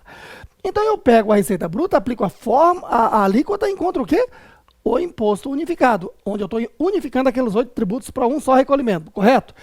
Esse valor eu vou apresentar aqui no DAS. Cuidado, que no Simples Nacional não se usa o DARF, e sim o DAS, Documento de Arrecadação do Simples Nacional. Tá ok? Aí preencho o valor aqui, CNPJ da empresa, demais informações, e levo ao banco e recolho até o último dia útil do dia 20. Tá? Se o dia 20 for num dia não útil, eu tenho que antecipar, viu? Até o dia 20, beleza? Aí o banco repassa esse valor ao caixa do governo, que é o Tesouro Nacional. E o Tesouro Nacional terá um prazo, tá ok? Terá um prazo para fazer o quê? Os repasses. Como assim? No imposto unificado não está incluído, por exemplo, imposto de renda? Imposto de renda é federal. Né? Contribuição social sobre lucro é federal. PIS, COFINS é federal. INSS patronal é federal. IPI é federal. Mas tem o ICMS, que é estadual, então tem que repassar para o estado, concorda? Tem o ISS para repassar aos municípios. Mas os demais tributos também tem um prazo para fazer os repasses certinho aí, tá? Pronto, você agora teve uma ideia do que é o Simples Nacional na prática, beleza? Falta um negócio, preste bem atenção aqui, olha só. Veja, quem está no Simples Nacional, como é que fica a questão da escrituração segundo a legislação fiscal? Aí eu te pergunto, para calcular o imposto do Simples Nacional aqui, olha, eu preciso de uma contabilidade para isso? Não. Basta somar notas fiscais de vendas, notas fiscais de serviços. Certo aí? Por isso que a Constituição diz o quê? Que as pequenas empresas devem receber tratamento diferenciado, simplificado, desburocratizado. A burocracia tem uma contabilidade. Por isso, para quem está no Simples Nacional, a lei tributária não exige uma contabilidade para prestar conta. E sim, o livro caixa. Está aqui, ó. Escrituração segundo a legislação fiscal. Simples Nacional. Se eu coloquei só Simples, está valendo. É Simples Nacional, tá ok? basta que ela faça escrituração financeira onde? No livro caixa, incluindo aqui movimentação o quê? Bancária. Tá ok? Que fica dispensado de fazer uma contabilidade no diário e razão para prestar conta ao fisco. Isso é no campo fiscal. Daqui a pouco eu vou falar do comercial. Aguarde aí. Entendido aí? Bom, então, no campo fiscal, tendo o livro caixa, pronto, essa empresa já tem como prestar conta ao fisco. Tá ok? Mesmo porque tem um prazo para transmitir esse livro caixa lá na declaração no ano seguinte. Tá? Feito isso, perante o fisco tá tranquilo. Beleza?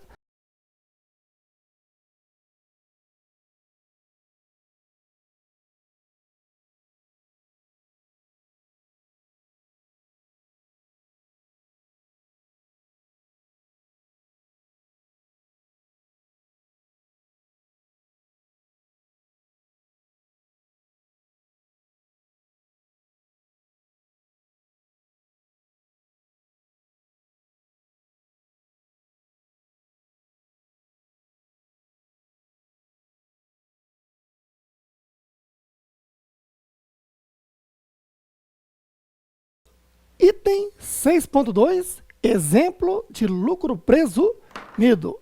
A primeira coisa é saber qual é o período de apuração. No caso do lucro presumido é apuração trimestral. Lembrando que quando se fala em trimestre no campo tributário ou ano no campo tributário, é sempre coincidente com o ano civil. Tá ok? Porque o ano calendário começa no dia 1º de janeiro, termina no dia 31 de dezembro, que é o mesmo que exercício fiscal. Tá ok? E quando se diz trimestre, então, primeiro trimestre termina no dia 31 de março. 31/3, correto? Nessa data, então, eu apuro o imposto de renda da pessoa jurídica e devo recolhê-lo até o último dia útil do mês seguinte, portanto, até o final de abril. Mas posso, opcionalmente, dividi-lo em 3 vezes. Pego o valor e divido por 3. Desde que nenhuma parcela seja inferior a R$ 1.000 atualmente. E que as 2 últimas parcelas incidam juros do sistema Selic. Tá ok? E aí, então, posso recolhê-lo dessa forma. Então, a primeira até o último dia útil de abril, a segunda até o último dia útil de maio e a última até o último dia útil de junho. Entendido aí? Beleza. Agora, como se calcula? Veja, o cálculo é aqui do último dia útil do trimestre, tá? 31 de março, neste caso, primeiro trimestre. O procedimento é simples, olha. Veja, imposto de renda e contribuição social sobre o lucro, ou seja, são 2 tributos que no Brasil incidem sobre o resultado, sobre o lucro, certo? Uma coisa é apurar o lucro contábil para oferecer a tributação. Outra coisa é a empresa ser pequena ou média e não ter muitas condições para fazer a contabilidade para apurar o tributo. E aí ela pode fazer por estimativa, por presunção, daí o regime lucro presumido. Entendido aí? Então, veja, como se presume? Eu pego a receita bruta, que são as receitas da atividade. Soma a nota fiscal de venda, nota fiscal de serviço, correto aí? Mas aí eu tenho que saber atividade por atividade, porque eu tenho que aplicar o percentual de lucro presumido. Esse percentual de lucro presumido aqui, pessoal, é o que está lá no artigo 15 da Lei 9.249 de 95, certo? Como no capítulo 2 eu vou tratar do lucro presumido de uma forma mais específica, por quê? Porque você tem que saber o cálculo do lucro presumido, porque quando eu estiver tratando do lucro real anual com antecipação mensal por estimativa, você tem que saber como se calcula o lucro presumido, porque a estimativa é lucro presumido. Entendido aí? Então veja que não dá para estar falando de lucro real, né, isolando o lucro presumido, porque é necessário. E aí então, veja, esses percentuais, eu vou estar tratando no capítulo 2, no chamado item 4, certo? Aliás, item 2, da página 4, especificamente. Lá, eu cito, por exemplo, que revenda de combustíveis, a margem de lucro presumido seja de 1,6%. É o que está lá no dispositivo, certo? O raciocínio é o quê? Uma empresa de posto de combustível que revende combustível emitiu R$100 mil de notas fiscais de vendas, tá ok? Ou ela faz uma contabilidade e pega a receita menos despesas para chegar ao lucro, ou então presume, pega essa nota fiscal de 100 mil, aplica 1,6 e considera este o lucro tributável para oferecer a tributação. Entendido aí? O que mais? Outras vendas. Venda de qualquer outra mercadoria, certo aí? A margem de lucro presumido é de 8%. Serviços, tem vários serviços. Tem serviços à margem de lucro presumido de 8%, serviço à margem de lucro presumido de 16%, mas serviços em geral é de 32%. Então vamos ao raciocínio. Chegou aqui o final do mês, certo aí?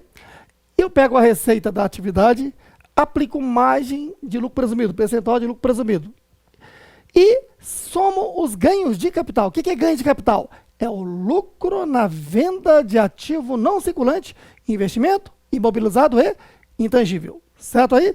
Então vamos lá. Eu tenho uma máquina lá no meu imobilizado. R$100 mil. Já depreciei 80 mil. Então, depreciação acumulada de 80 mil. Qual é o valor contábil e o custo? 20 mil. Aí eu peguei esse bem e vendi por 25 mil. Então, essa diferença positiva é o ganho de capital que tem que ser oferecido à tributação aqui. Entendido aí?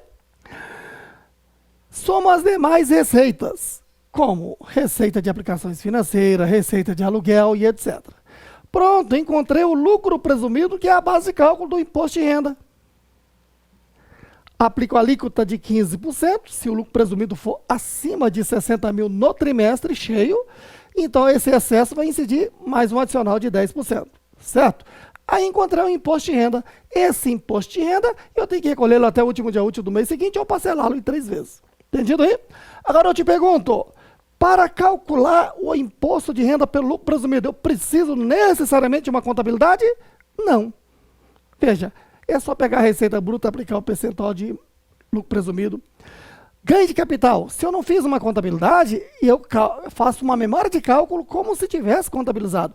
Pego o bem, calculo a depreciação, subtrai do custo do bem, enquanto o valor contábil. Se eu vendi por valor acima, essa diferença é o ganho de capital.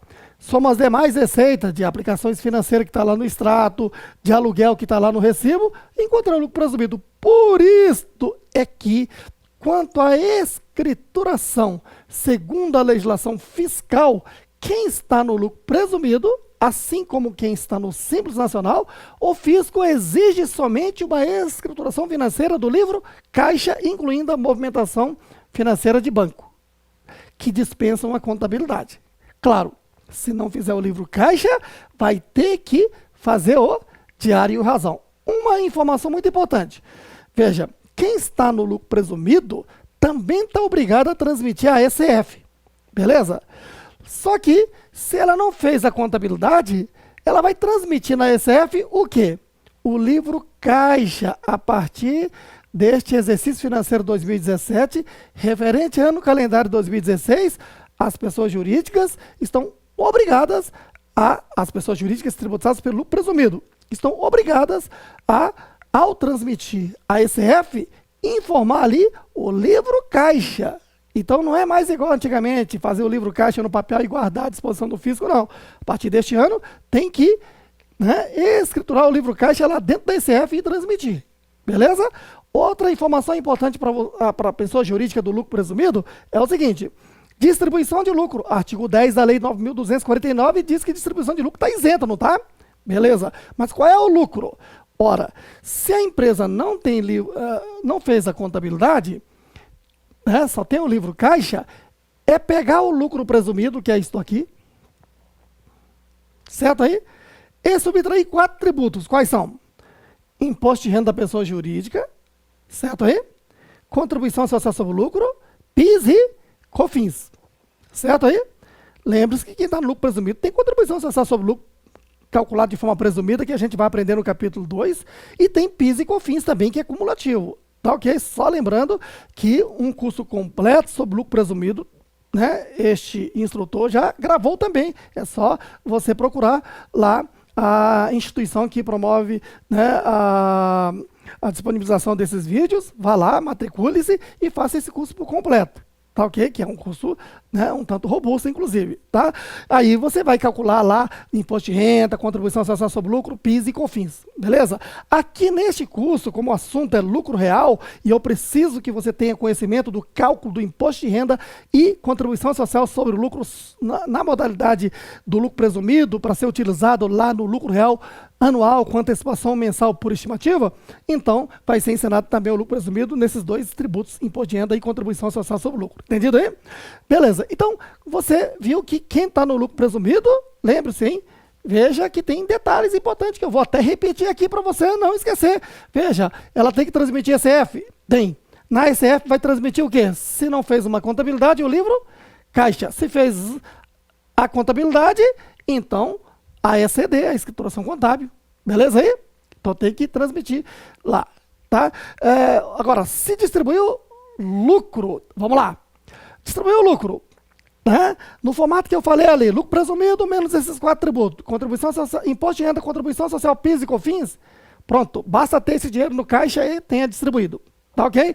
Agora, se distribuiu o lucro contábil, aí nesse caso tem que transmitir a ECF, a ECD e a ECF, inclusive, viu? SPED contábil e SPED fiscal. Entendido aí? Beleza.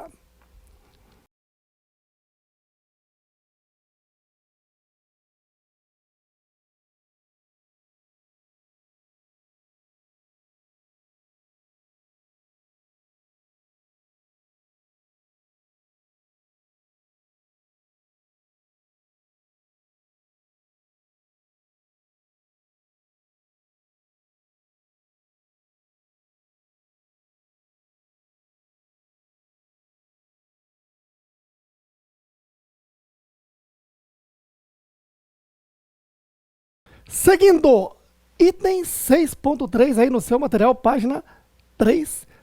Agora, exemplo de lucro real. Vai ser muito mais interessante, acompanhe.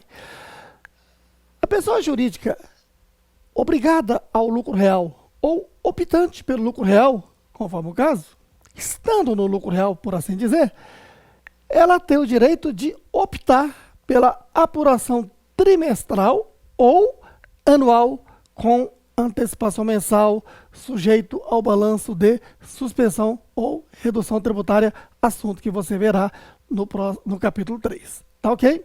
Mas vamos desenvolver um exemplo bem simples aqui do lucro real trimestral. O lucro real trimestral, no que se refere a prazo de apuração e recolhimento, é idêntico ao do lucro presumido. Assim, ó, no final do primeiro trimestre, por exemplo, 31 de março, eu apuro o imposto de renda e devo recolhê-lo até o último dia útil de abril, podendo parcelá-lo em 3 vezes, sendo que nenhuma parcela pode ser inferior a R$1.000 e as últimas 2 parcelas incidem juros do sistema Selic. Beleza? Tá, então vamos desenvolver um exemplo aqui. Antes, porém, quero que você entenda o seguinte, ó, eu tenho que fazer uma contabilidade primeiro, de acordo com a legislação societária, no diário e razão, que é para a Receita Federal, eu vou transmitir a ECD. Certo aí? E aplicar a legislação tributária no livro fiscal lá, LUR, onde o ponto de partida é o resultado contábil. Com isto, eu quero te antecipar a parte da escrituração antes da gente desenvolver na prática esses cálculos. Vamos voltar um pouquinho aqui. Veja, quanto à escrituração segundo a legislação fiscal, a pessoa jurídica tributada pelo lucro real, ela terá que fazer escrituração contábil para transmitir o quê? O diário e o razão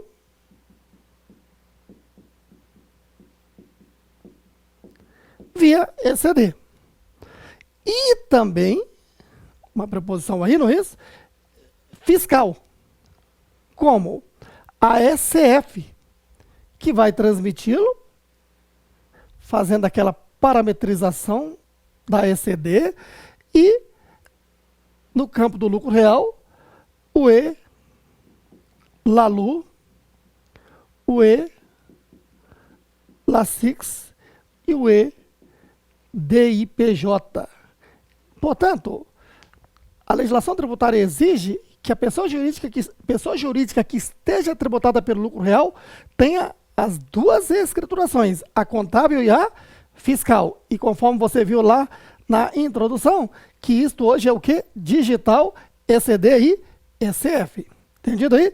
Agora, uma curiosidade. Veja, diante da legislação tributária, desses 4 regimes tributários, Simples Nacional, lucro presumido, lucro arbitrado e lucro real, primeiro, o arbitrado é aquele que está, por exemplo, com uma contabilidade imprestável, né? Aquele descumprimento de obrigação principal é o acessório. Então, assunto à parte. Sobrando o Simples Nacional, lucro presumido e o lucro real. Estes aqui, o que acontece? A legislação tributária, Simples Nacional e lucro presumido, exige só o livro caixa e não o contábil do Simples Nacional lucro presumido. Mesmo porque para apurar esses tributos não precisa de uma contabilidade, percebeu? Agora, é importante você saber que nem por isso quem está no Simples Nacional está dispensado de ter uma contabilidade, como veremos agora no próximo item. Só no campo fiscal, para prestar conta ao fisco, que eu não estou obrigado a ter uma contabilidade ou apresentar uma contabilidade. Entendido aí? Quem está no lucro real não, tem que ter tudo, contabilidade e escrituração contábil e fiscal. Agora vamos lá.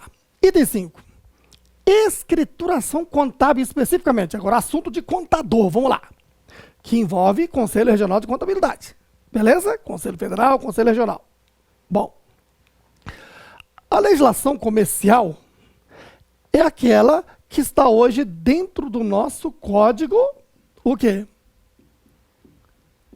Civil. Beleza aí?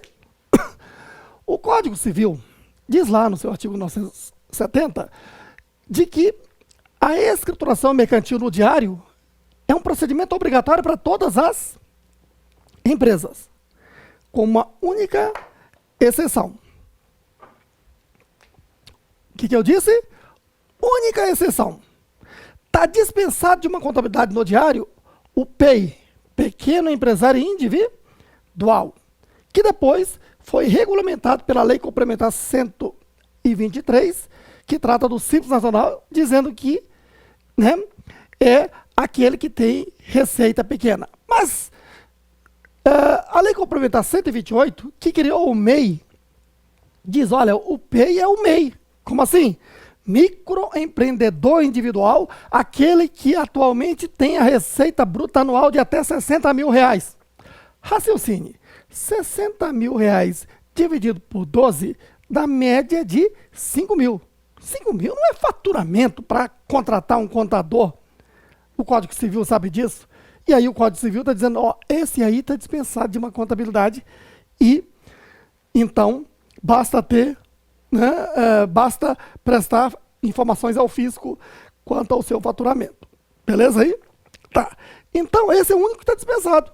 Então, você está vendo que o Código Civil exige uma contabilidade no diário de todas as empresas, exceto o MEI.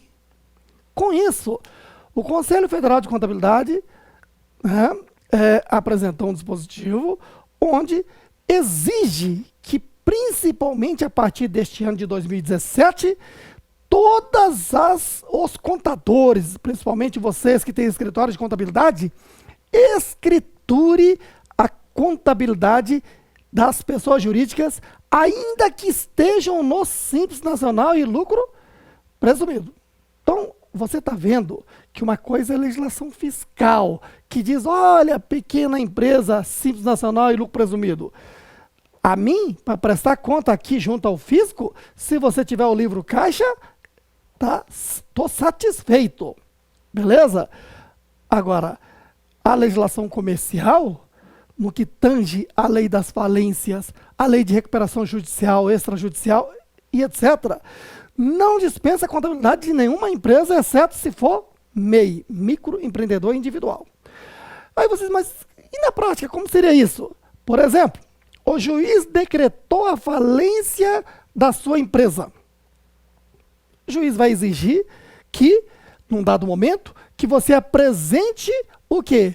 A contabilidade escriturada no diário. Se você não é MEI e não tiver, isso dá cadeia inafiançável ao empresário. Sabia disso? Além disso, o Conselho Regional de Contabilidade, por meio dos seus fiscais, encontrando contabilistas que têm clientes que estão na condição de Simples Nacional ou lucro presumido e que só para atender a mera legislação tributária não faz uma contabilidade, o fiscal do Conselho Regional de Contabilidade pode o quê? Até cassar a inscrição no CRC do profissional de contabilidade. Portanto, fica a minha orientação que faça sim a contabilidade, ainda que a legislação tributária não venha a exigir. Isso aí é um assunto de contador para contador. Beleza aí? Agora, voltando à legislação tributária, preste bem atenção.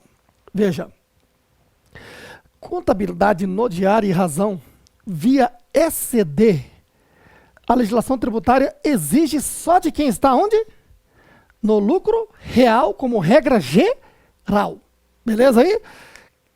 E fica dispensada de ECD quem está no Simples Nacional e lucro presumido, desde que a escritura e o quê? O livro caixa. Mas lembrando, quem está no lucro presumido pode estar até dispensado de uma contabilidade tendo o livro caixa, mas tem que transmitir o quê? A ECF obrigatoriamente. E aí dentro da ECF vai informar o livro caixa. Tá certo? Volto a falar, quem está no lucro presumido, se distribuir lucro contábil, vai ter que transmitir a ECD e a ECF. Certinho aí? São obrigações que se equiparam ao do lucro real. Tá? De forma que, né, quem está no Simples Nacional lucro presumido, fica dispensado do diário e razão, mas está obrigado ao livro caixa. Entendido aí? Então, eu vou voltar ao assunto lucro real e destrinchar esse cálculo para você. Seguindo, olha só. Antes ainda de adentrar na prática da parte lá do exemplo do lucro real, esse primeiro exemplo, eu quero que você venha para cá e acompanhe, que eu vou abrir aqui um parênteses, e tratar de uma informação fundamental para você entender lá. Certo? Como assim? Daqui por diante, lembre-se, existe a legislação societária e a legislação tributária, que pode ser chamada também de legislação fiscal, que é a legislação do fisco. Certo? A legislação societária é a Lei 6.404, com alterações posteriores, como a alteração da Lei 11.638 de 2007 e também a Lei 12.941 de 2009. Que advém lá da medida provisória 449 de 2008, certo? Então essa é a lei societária. Agora, a lei societária é a lei das SAs aplicáveis às demais sociedades. Quer dizer, a lei é das SAs, mas do ponto de vista contábil se aplica a todas as empresas de direito privado. Entendido aí? Beleza. Então primeiro eu faço uma contabilidade pela lei societária e só depois é que eu aplico a lei fiscal. Mas eu quero que você entenda o seguinte: eu, como contador, você, como contador, em primeiro lugar, obedece ao quê? A lei societária. E só depois é que atendemos a lei fiscal. Por quê? Porque o raciocínio é isso aqui, olha. Pela lei societária, que é a lei o quê? 6.404 de 76, com redação alterada, tá certo? Eu procuro aplicar as técnicas contábeis, que são 4. Quais são? Escrituração, demonstração, análise e auditoria. Lembre-se, escriturar é registrar o que aconteceu, lançar, beleza? E não basta escriturar, tem que demonstrar, tem que apresentar o balanço, a demonstração do resultado e etc. Também de nada adianta apresentar o balanço e a demonstração do resultado e etc., se eu não analisá-lo para saber a situação econômica e financeira da entidade. Agora, também não adianta querer analisar qualquer coisa, tem que ter fidedignidade. Por isso, as demonstrações contábeis ou demonstrações financeiras devem ser auditadas por auditores independentes registrados na Comissão de Valores Mobiliários.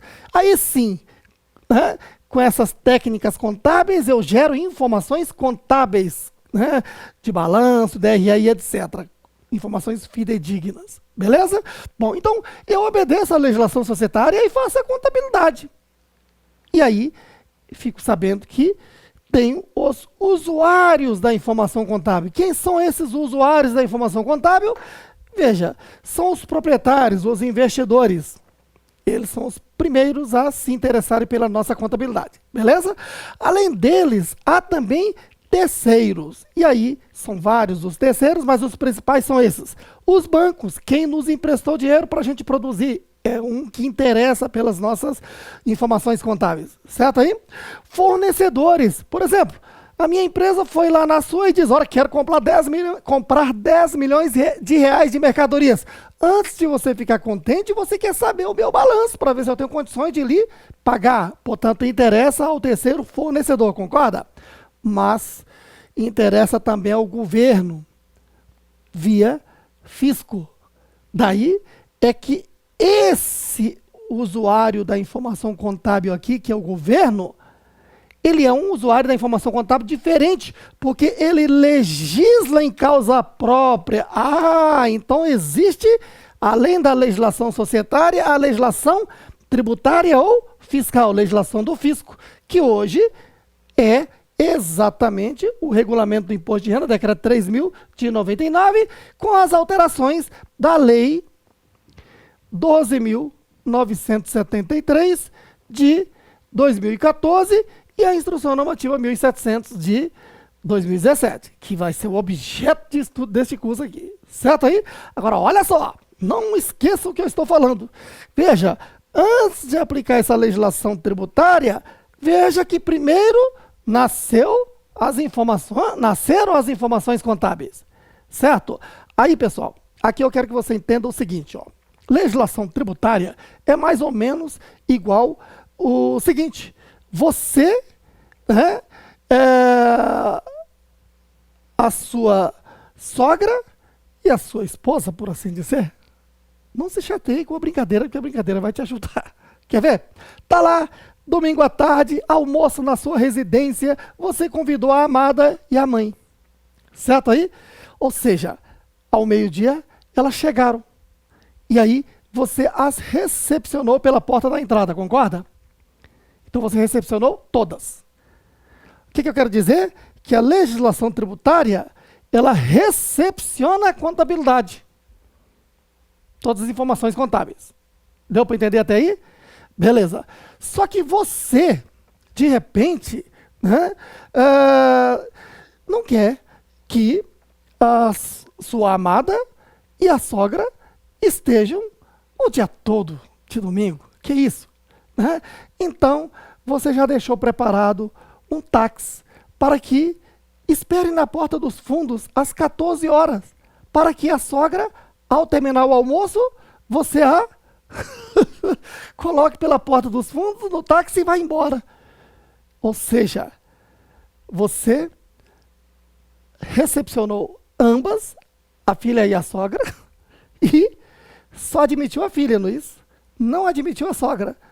A que você não admitiu, você teve que fazer um ajuste expurgando, concorda aí? É isso que faz a lei tributária. Desculpe a brincadeira, mas é exatamente isso que faz a lei tributária. A lei tributária recebe toda a sua contabilidade. Certo? Por exemplo, na demonstração do resultado, você apresentou todas as receitas e despesas que aconteceram. Ela recepciona. Só que chega um momento que ela diz, olha, tem algumas receitas que eu não aceito. Tem algumas despesas que eu não aceito. Então veja que essas que ela não admitiu, você vai ter que tomar um procedimento de ajustar. É isso que faremos aqui agora. Tá? Mas na sua mente tem que ficar sempre o seguinte, ao longo de todo o custo de lucro real e o dia que você estiver aplicando, inclusive. Que a lei tributária, né? Veja só, a contabilidade, o contador, ele obedece à lei societária e registra tudo e gera informações contábeis, certo? Entre os usuários da informação contábil, há também o quê? O governo, que legisla em causa própria. Agora, na ótica da lei tributária, a lei tributária, então, ela recebe uma contabilidade feita e, então, ela recepciona toda essa contabilidade, que hoje é a contabilidade internacional, correto aí?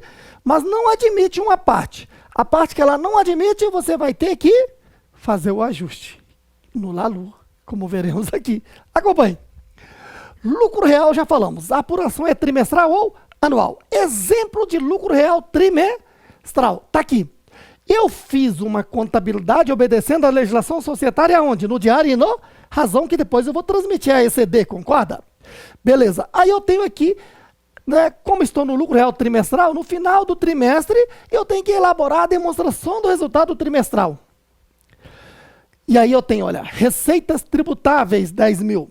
Receitas isentas, 5 mil. Despesas dedutíveis, 8 mil. Despesas indedutíveis, 10 mil. Eu tive aqui um prejuízo contábil antes do imposto de renda de 3 mil. Certo aí? Aí eu lhe pergunto, vai ter imposto de renda se teve prejuízo? Porque a lei tributária diz que tributa o imposto de renda e a contribuição social sobre o lucro. Ora, se teve prejuízo, vai ter imposto de renda? Sim ou não? Sim ou não? Responda aí. Se você está dizendo que sim, você tem que continuar aqui com as explicações e fazer esse curso por completo, porque uma coisa é lucro contábil ou prejuízo contábil, outra coisa é lucro ou prejuízo fiscal. Correto aí? Então, se tiver lucro fiscal, é que será tributável. Por isso, o que acontece? Eu vou, né, nesse momento, explicar como é que se calcula o imposto de renda. Então, paralelamente aqui, eu tenho a legislação o quê? Tributária. Para que você entenda, lembre-se, olha, o fisco tem rosto, tem olhos, nariz e boca. Como não é o Roberto, esses olhos são grandes. Então o fisco tem olhos grandes. E o que é que esses olhos grandes do fisco está enxergando neste momento? Ela não recepcionou essa contabilidade toda? Sim. Então esse fisco está enxergando, olha, essa primeira receita que é tributável, tá vendo? Ó? Ela diz, opa, essa receita eu vou tributá-la. Correto? A segunda receita, ela é isenta, ó. O fisco isentou, então não está enxergando. Ela quer o lucro a ser tributado, então essa receita não interessa. A primeira despesa aqui, ó, é dedutível na ótica do fisco, então ela está enxergando. Então aquela receita tributável de 10 mil menos essa despesa dedutível de 8 mil, o fisco está enxergando um lucro de quanto? 2 mil na realidade para oferecer tributação. Porque a última despesa é a despesa indedutível, que o fisco não enxerga, ela não admite. O que eu disse? Não admite? Ah, então o fisco não admite essa receita isenta e essa despesa indedutível, concorda aí? Ela recepcionou todas, certo? As duas receitas e as duas despesas, recepcionou todas. E tem duas que ela não admite. As que não admite é a sogra, ela vai ter que ajustá-la. Como assim? Agora eu vou aplicar a legislação tributária para calcular o imposto de renda devido. Perfeito? Primeiro, foi feita uma contabilidade, conforme a lei societária. Aí, gerei a informação contábil, demonstração do resultado, no caso, o quê? Trimestral. Essa demonstração apresenta um prejuízo antes de imposto de renda de 3 mil, concorda? Eu pego esse prejuízo antes do imposto de renda, no valor de 3 mil.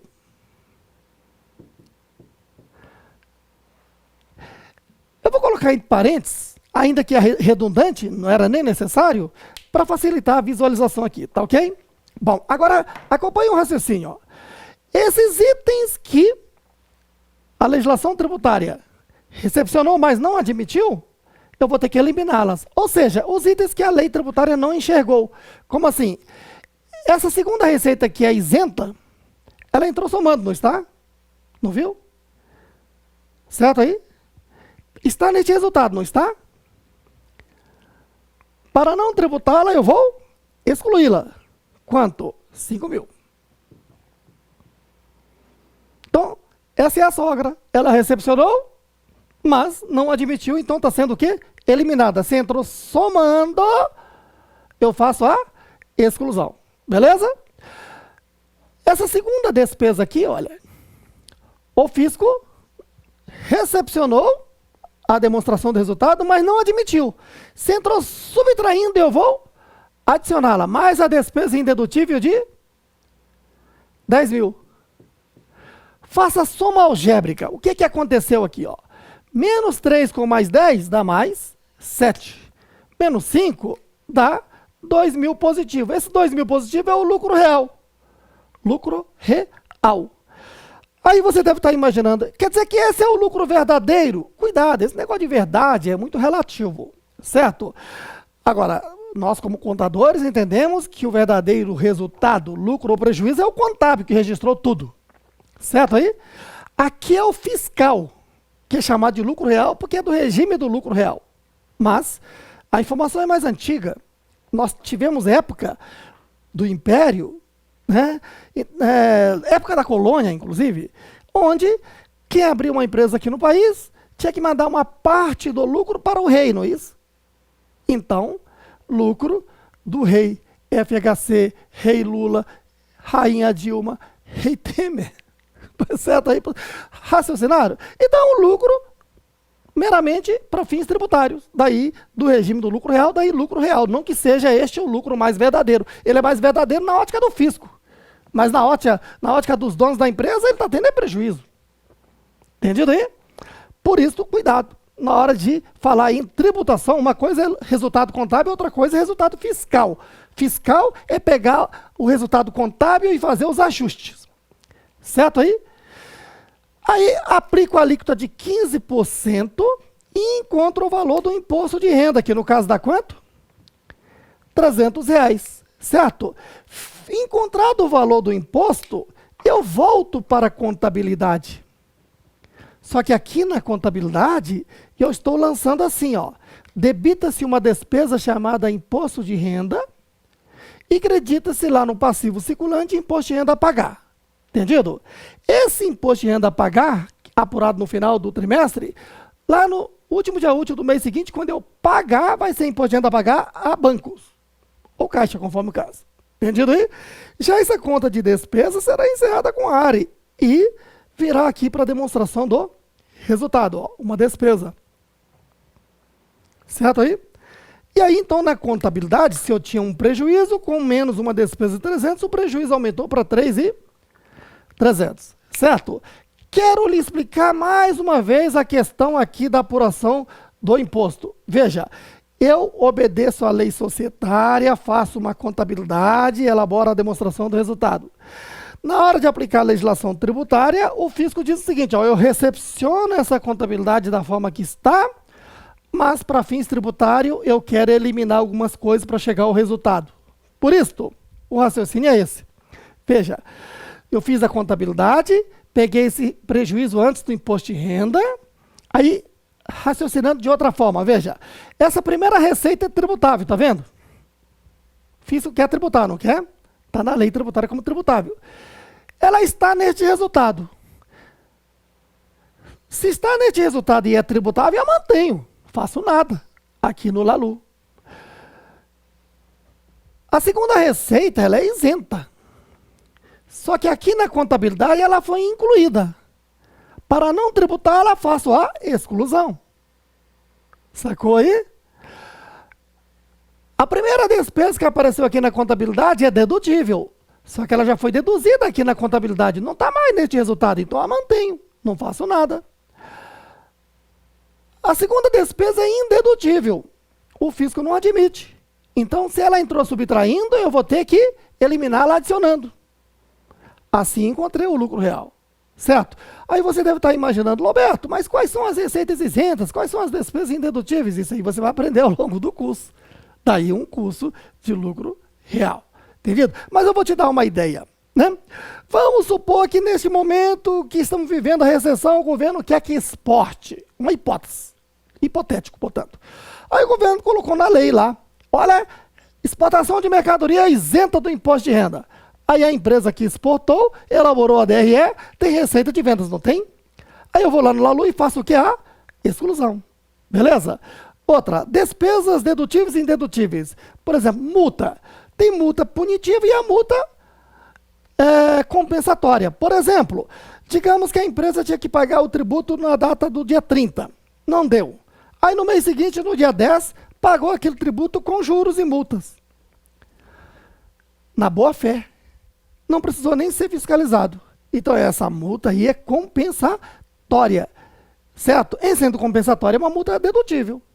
Agora vamos supor que a empresa não paga o tributo, só nega, não quer pagar de jeito nenhum.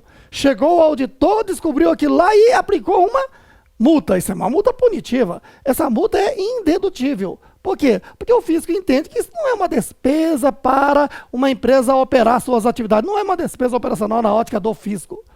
Deu para entender? Então, com isso, pessoal, você vai ver que uma coisa é legislação societária, que, ora, se pagou, tem que contabilizar. Mas outra coisa é legislação tributária. A legislação tributária é mais rigorosa e diz, olha, tudo bem que você pagou, mas eu considero que isso aí não pode ser uma despesa para que você desenvolva suas atividades. Então é indedutível. Entendeu aí? É assim que funciona. Por isso, vai existir sempre uma divergência entre a legislação contábil, que é a societária, e a tributária. E aí, você tem que entender esse arcabouço, primeiramente, para poder só falar do assunto tributário mais adiante. Mas que cada assunto contábil desse é complexo, envolve muitas coisas. Ajuste a valor presente, ajuste a valor justo, né? Impairment, a depreciação na ótica do IFRS, a depreciação na ótica da lei tributária e tantos outros assuntos que, né, tem que ser tratados. Juros sobre capital próprio, né? Adoção inicial da contabilidade internacional, adoção inicial da nova lei tributária, subcontas, controle em subcontas de ajuste positivo ou negativo do livro F-Conte referente regime tributário de transição. Ora, esses assuntos e tantos outros abordaremos ao longo do curso. Beleza aí?